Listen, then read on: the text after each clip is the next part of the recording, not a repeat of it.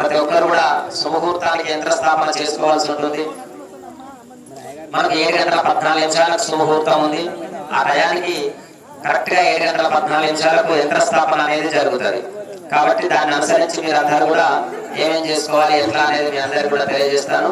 శ్రద్ధగా వినాలి. రేపు ఉదయం అందరూ కూడా ప్రతి ఒక్క గ్రామంలో ఎన్ని ఇళ్ళు అవుతున్నాయో, గ్రామంలో ఎంతమంది అవుతున్నారో అంతమంది 4 గంటల వరకు లేవాలి. మనం ఒక ఉగాది పండుగ, సంక్రాంతి పండుగ అయితే ఏ విధంగా అయితే ఇల్లు అలుపుకుంటామో, ముగ్గులు పెట్టుకుంటామో, ఇంటికి అలంకరణ చేసుకుంటామో అవన్నీ కూడా చేసుకోవాలి రేపు పొద్దున 4 గంటల వరకు. ఆ తర్వాత మీరు మీ బంధువులను పిలుచుకొని వచ్చినారు అంటే మీ ఆడబిడ్డలను పిలుచుకున్నారు, వాళ్లకు మీరు బట్టలు పెట్టండి. మీకు మీ తల్లిగారు కనుక వాళ్ళు తెచ్చినట్లయితే వాళ్ళతో మీరు బట్టలు పెట్టించుకోండి. అందరూ కొత్త బట్టలు ధరించాలి. ఉదయం 6 గంటల లోపు, 6 గంటల వరకు అందరూ కూడా నూతన వస్త్రాలు ధరించి అందరూ కూడా 6 గంటల వరకే బొడ్రాయి వద్దకు రావాలి. అక్కడ బొడ్రాయి దగ్గర ముందుగా 7 గంటల 14 నిమిషాలకు మనం బొడ్రాయి ప్రతిష్ఠ అనుకున్నాం. అంటే ఆ యంత్ర స్థాపన, విగ్రహ స్థాపన అనేది 7 గంటల 14 నిమిషాలకు శుభముహూర్తానికి ఖచ్చితంగా ఎవరున్నా లేకున్నా ఆ యంత్ర స్థాపన అనేది జరుగుతుంది. ఆ యంత్రం పెట్టిన తర్వాత మీ శక్తి అనుసారముగా మీరందరూ కూడా ముత్యము, పగడము, బంగారము, చిల్లర రూపాయి బిళ్ళలన్నీ కూడా వేయవలసి ఉంటుంది. ఆ వేసే అటువంటి టైము 7 గంటల 14 నిమిషాలు.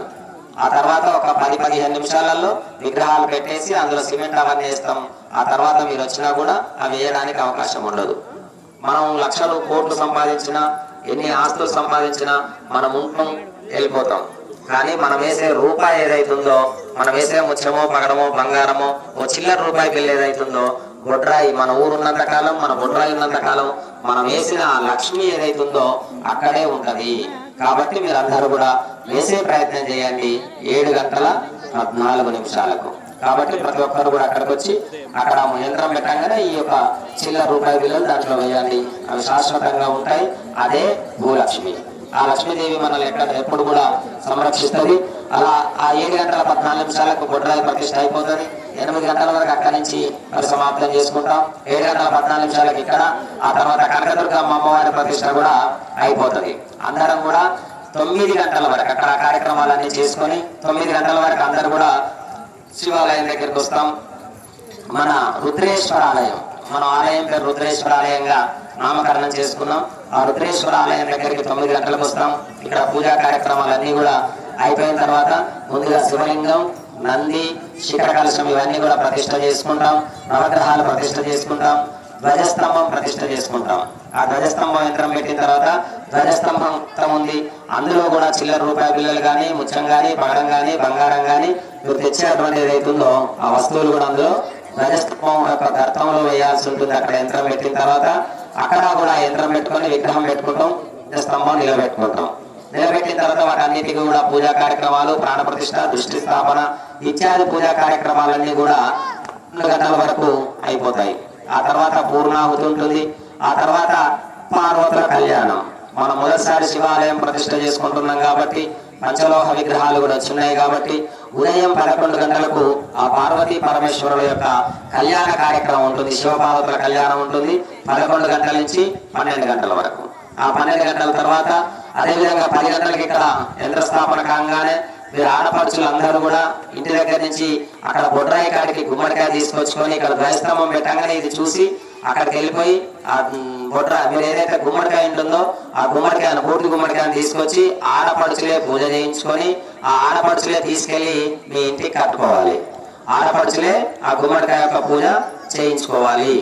ఆ తర్వాత ఇంటి దగ్గర నుంచి బయలుదేరే ముందు, పొద్దున మనం 6 గంటలకు బయలుదేరుతాం కదా, ఆ బయలుదేరే ముందే యజమాని ఆ మంచి గుమ్మడికాయ పగలగొట్టి గేటు దగ్గర పగలగొట్టి ఆ మంచి గుమ్మడికాయ అటొక మొక్క ఇటొక మొక్క పెట్టి అందులో నుంచి దాటొచ్చి ఆ బూడి గుమ్మడికాయను బొడ్రాయి దగ్గర ఆడబిడ్డలు ఎవరైతే ఉన్నారో ఆడబిడ్డలే మీ సొంతంగా మీ అత్తగారింటికి నుంచి మీ భర్త సంపాదించిన పైసలు ఇచ్చి ఆ అయ్యగారికి పైసలు ఇచ్చి ఆ పూజ చేయించుకొని పోవాలి. అమ్మనో నాయననో అడగొద్దు.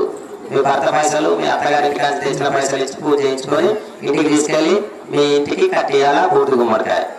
ఆ తర్వాత పూర్ణావతి అయిపోతుంది. అంత అయిపోయాక మధ్యాహ్నం 12:30 గంటకు మహా అన్న ప్రసాద వితరణ ఉంటుంది. ఇక్కడ ఆ అన్నదాన కార్యక్రమంలో అందరూ కూడా భోజనం చేసిన తర్వాత మధ్యాహ్నం 1 గంట నుంచి గ్రామ దిగ్బంధన ఉంటుంది. అంటే గ్రామాన్ని మొత్తం దిగ్బంధన చేస్తారు, బలేసే కార్యక్రమం ఉంటుంది, ఊరు చుట్టూ కూడా పొలి జల్లే కార్యక్రమం ఉంటుంది.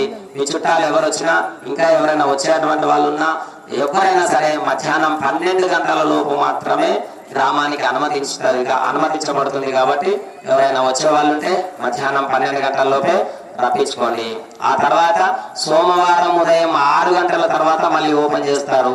ఆ తర్వాత 12 లోపు, లేదు అంటే సోమవారం ఉదయం 6 గంటల తర్వాత.